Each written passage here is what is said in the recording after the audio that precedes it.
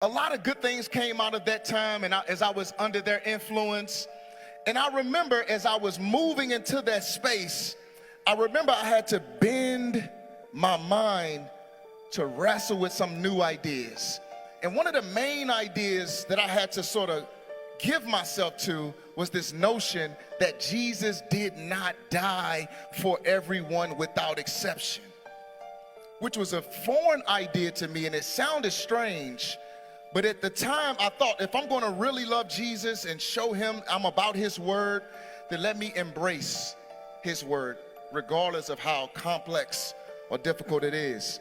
And that's what I did. I relinquished the reality that Jesus died for all, for this new understanding that Jesus only died for a select few. And at the time, it sounded like good news, because as a kid growing up in the inner city, my parents had their own struggles. My dad was in and out of the streets. My mom was classified schizophrenic as I grew up, so I was in and out of the psych wards. So just kind of this turbulent lifestyle, and this idea of sovereignty and God's glory and Jesus dying only for the elect. At first, it sounded like good news, as if God had particularly done something for me. But then when you take that idea and you couple it with this other idea that says, not only that Jesus only died for a select few, but he also created some human beings just to express his judgment and his wrath, because that's an itch that the infinite God has to scratch. So a portion of human beings were created to just express that thing. And as I moved into this new understanding of Christianity, it began to bear down on me. And I remember asking myself, how do I know if I'm one of the ones Jesus actually died for?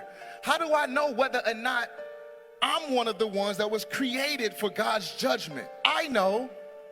Let me perform well. Let me do my best to bear fruit. And this tricky thing happens, which I know you all know, is that you get in this mode of realizing, because in the Calvinistic construct, obviously there's some good things in terms of justification by faith alone, but you get into this mode where you say, well, I know that on the front end, I can't do anything to earn my way into God's favor. But maybe on the back end, through my sincerity and through my confession that God, I can't do it all, but I want you to know that if I could, I would. And we put a lot of stake in that type of expression. If I could, I would, God.